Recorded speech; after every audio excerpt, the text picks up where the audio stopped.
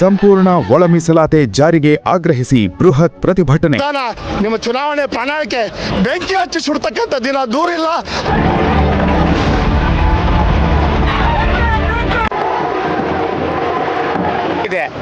ಸಿದ್ದರಾಮಯ್ಯ ಚುನಾವಣೆ ಪ್ರಣಾಳಿಕೆಯಲ್ಲಿ ಬಂದ ಒಂದು ತಿಂಗಳಲ್ಲಿ ನಾನು ಅಸೆಂಬ್ಲಿಯಲ್ಲಿ ಪಾಸ್ ಮಾಡಿ ಮೀಸಲಾತಿ ಕೊಡ್ತೇನೆ ಅಂತ ಹೇಳಿದ್ದೆ ಸುಳ್ಳುಗಾರ. ಒಬ್ಬ ಮುಖ್ಯಮಂತ್ರಿ ಕಳ್ಳ ಮುಖ್ಯಮಂತ್ರಿ ಅಂತ ಹೇಳಕ್ಕೆ ನಾನು ಬಯಸುತ್ತೇನೆ.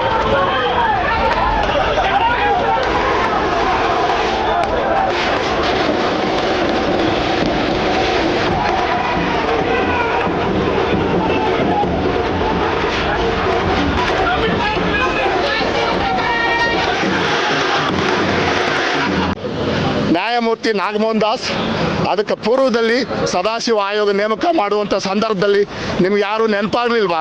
ಮಾನ್ಯ ಎಸ್ ಕೆ ಪಾಟೀಲ್ರೆ, 2023 ಚುನಾವಣೆ ಪೂರ್ವದಲ್ಲಿ ನೀವು ಪ್ರೆಸ್ಸಿಗೆ ಬ್ರೀಫ್ ಮಾಡುವಂಥ ಸಂದರ್ಭದಲ್ಲಿ ನಾವು ಬಂದ ಒಂದೇ ಒಂದು ತಿಂಗಳಲ್ಲಿ ಮೀಸಲಾತಿಯನ್ನು ಅನುಷ್ಠಾನ ತರ್ತಕ್ಕಂಥ ಮಾತನ್ನು ಹೇಳಿದ್ರಿ. ನಿಮ್ಮ ವಾಗ್ದಾನ, ನಿಮ್ಮ ಚುನಾವಣೆ ಪ್ರಣಾಳಿಕೆ ಬೆಂಕಿ ಹಚ್ಚಿ ಸುಡ್ತಕ್ಕಂಥ ದಿನ ದೂರಿಲ್ಲ ಅಂತಕ್ಕಂಥ ಮಾತನ್ನು ಹೇಳ್ತಾ ಇದ್ದೇನೆ. ಅದೇ ರೀತಿಯಾಗಿ ಈ ಸರ್ಕಾರಕ್ಕೆ ಒಂದು ಬಸವಣ್ಣನವರ ವಚನ ನೆನಪಾಗ್ತದೆ. ಏನಂದರೆ, ನೆಲ ಒತ್ತಿ ಉರಿದಡೆ ನಿಲ್ಲಬಹುದು, ದರೆ ಒತ್ತಿ ಉರಿದಡೆ ನಿಲ್ಲಬಾರ್ದು, ಏರಿ ನೀರುಂಬಡೆ ಬೇಲಿಕೆ ಮೇವಡೆ, ನಾರಿ ಮನೆಯಲ್ಲಿ ಕಳವಡೆ. ಮನೆ ಹೆಂಡತಿ ಮನೆ ಕಳ್ತನ ಮಾಡಿದ್ರೆ ಯಾರನ್ನ ದೂರ್ಬೋದು? ಈ ಮನೆಯ ಕಳವು ಮಾಡೋ ಕೆಲಸ ಮಾನ್ಯ ಮಹದೇವಪ್ಪ ಮಾಡ್ತಾ ಇದ್ದಾನ, ಮಾನ್ಯ ಪರಮೇಶ್ವರ್ ಮಾಡ್ತಾ ಇದ್ದಾನ, ಮಾನ್ಯ ಪ್ರಿಯಾಂಕ ಖರ್ಗೆ ಮಾಡ್ತಾರ. ಇಂಥ ಕಳ್ಳರನ್ನ ಸಾಮಾಜಿಕ ನ್ಯಾಯದ ಮಂತ್ರಿ ಮಾಡಿದ್ರಲ್ಲ ಸಿದ್ದರಾಮಯ್ಯ. ನೀವು ಯಾವ ಸಮಾಜವಾದಿ, ನೀವು ಯಾವ ಅಹಿಂದವಾದಿ? ನೀವು ಚುನಾವಣೆ ಬರುವಾಗ ಅಹಿಂದ, ಚುನಾವಣೆ ಸರ್ಕಾರ ಬಂದ ಮೇಲೆ ಗೋವಿಂದ. ಇದು ಯಾವ ಧೋರಣೆ? ನಿಮ್ಮ ಸರ್ಕಾರವನ್ನು ಮುಂದಿನ ದಿನಗಳಲ್ಲಿ ಬೀದಿಗಳಲ್ಲಿ ಅಟ್ಟಾಡಿಸಿ ಹೊಡಿತಕ್ಕಂಥ ದಿನ ದೂರಿಲ್ಲ. ಇಂತಹ ಸರ್ಕಾರ, ನಿರ್ಲಜ್ಜ ಸರ್ಕಾರವನ್ನು ಜನ ನಿಮ್ಮನ್ನು ಮನೆಗೆ ತಕ್ಕ ಪಾಠ ಕಲಿಸ್ಕೊಡ್ತದಾರ.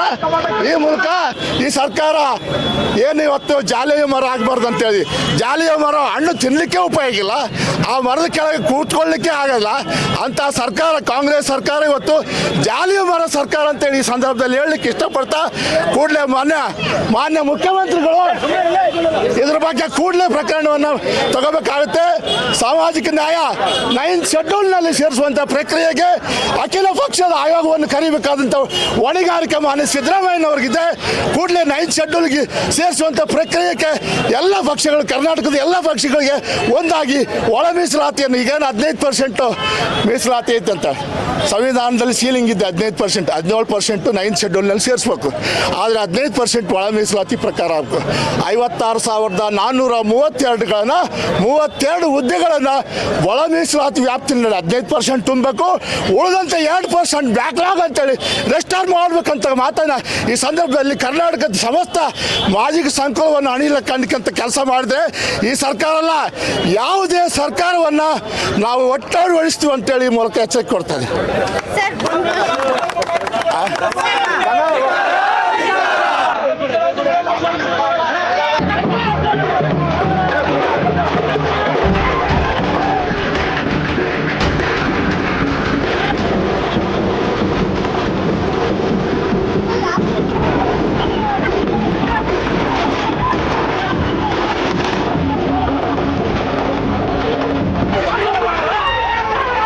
ನಮಸ್ಕಾರ ವೀಕ್ಷಕರೇ, ಇವತ್ತು ರಾಜ್ಯಾಧ್ಯಕ್ಷರಿದ್ದಾರೆ ನಮ್ಮ ಜೊತೆ, ಅವ್ರ ಹತ್ರ ಕೇಳಿ ತಿಳ್ಕೊಳ್ಳೋಣ. ಈ ಒಳ ಮೀಸಲಾತಿಗೆ ಹಿಂದಿನ ದಿನಗಳಲ್ಲಿ ಈಗಾಗಲೇ ಪ್ರತಿಭಟನೆ ಮಾಡಿದ್ರು, ಮತ್ತೆ ಇವತ್ತು ಏನಕ್ಕೆ ಮಾಡ್ತಿದ್ದಾರೆ, ಏನು ಇನ್ನೂ ಕೊರತೆ ಆಗಿದೆ ಅಂತ ಹೇಳ್ಬಿಟ್ಟು ಅವ್ರ ಹತ್ರ ಕೇಳಿ ತಿಳ್ಕೊಳ್ಳೋಣ. ಸರ್ ನಮಸ್ಕಾರ.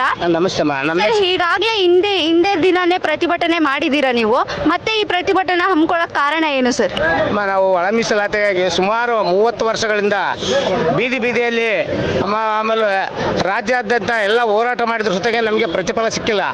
ಈ ಮನೆಯಾಳ ಕಾಂಗ್ರೆಸ್ ಸರ್ಕಾರ ಮಾದಿಗರಿಗೆ ಮೀಸಲಾತಿ ಕೊಡುವಲ್ಲಿ ವಿಫಲವಾಗಿದೆ. ಸಿದ್ದರಾಮಯ್ಯ ಚುನಾವಣೆ ಪ್ರಣಾಳಿಕೆಯಲ್ಲಿ ಬಂದ ಒಂದು ತಿಂಗಳಲ್ಲಿ ನಾನು ಅಸೆಂಬ್ಲಿಯಲ್ಲಿ ಪಾಸ್ ಮಾಡಿ ಮೀಸಲಾತಿ ಕೊಡ್ತೇನೆ ಅಂತ ಹೇಳಿದ್ದೆ ಸುಳ್ಳುಗಾರ. ಒಬ್ಬ ಮುಖ್ಯಮಂತ್ರಿ ಕಳ್ಳ ಮುಖ್ಯಮಂತ್ರಿ ಅಂತ ಹೇಳಕ್ಕೆ ನಾನು ಬಯಸುತ್ತೇನೆ. ಆ ಮುಖ್ಯಮಂತ್ರಿ ಒಬ್ಬ ಡೋಂಗಿ ಮುಖ್ಯಮಂತ್ರಿ ಅಂದರೆ ಆತ ಏನಾಗ್ತಾನೆ, ನಾನು ದಲಿತ ಮುಖ್ಯಮಂತ್ರಿ, ಇವನ ಸೀಮೆ ದಲಿತ ಮುಖ್ಯಮಂತ್ರಿ, ಇವನ ಸಾಮಾಜಿಕ ನ್ಯಾಯ ಏನೈತೆ ಸಾಮಾಜಿಕ ನ್ಯಾಯ ಇಲ್ಲದ ಒಬ್ಬ ಮುಖ್ಯಮಂತ್ರಿ ಹೇಳ್ತಾನೆ ಸಮಬಾಳು ಸಮಪಾಲು ಸಮಾನತೆ ಅಂತ ಹೇಳುವ ಈ ಆಳು ಮನೆ ಮುರುಕ ಸಿದ್ದರಾಮಯ್ಯ ಇವತ್ತು ನಮಗೆ ಮಾದಿಗರಿಗೆ ಮಹಾಮೋಸ ಮಾಡ್ತಾನೆ. ಈತ CM ಆಗ ಮಾಯಪ್ಪ CM ಒಬ್ಬ ಸಮಾಜ ಕಲ್ಯಾಣ ಇಲಾಖೆ ಮಂತ್ರಿ ಮಾತು ಕೇಳಿ ಈ ರಾಜ್ಯ ಆಳಕ್ಕೆ ಯೋಗ್ಯತೆ ಅಲ್ಲದ ಸಿದ್ದರಾಮಯ್ಯ ಇವನು ಕರ್ನಾಟಕ ಆಳಕ್ಕೆ ಯೋಗ್ಯ ಅಲ್ಲ. ಇವನು ಕೂಡಲೇ ಮಾದಿಗ ಸಮುದಾಯ ಉಗ್ರ ಹೋರಾಟ ಮಾಡಿ ಮುಂದಿನ ಚುನಾವಣೆಯಲ್ಲಿ ಕಾಂಗ್ರೆಸ್ ಅನ್ನು ಈ ಬುಡ ಸಮೇತ ಕಿತ್ತಾಕ್ತೇವೆ. ಆಗಲೇ ಭಾರತ ದೇಶದಲ್ಲಿ ಕಾಂಗ್ರೆಸ್ ಬೇರು ಸಮೇತ ಕಿತ್ತು ಹೋಗ್ತಿದ್ದಾರೆ. ಕರ್ನಾಟಕದಲ್ಲಿ ಒಂದಿದೆ, ಇದನ್ನು ಸುತ್ತಾಗೆ ಕಿತ್ತು ಹೋಗ್ತಕ್ಕಂಥ ಕೆಲಸ ಮಾದಿಗ ಸಮುದಾಯ ಮಾಡ್ತದೆ.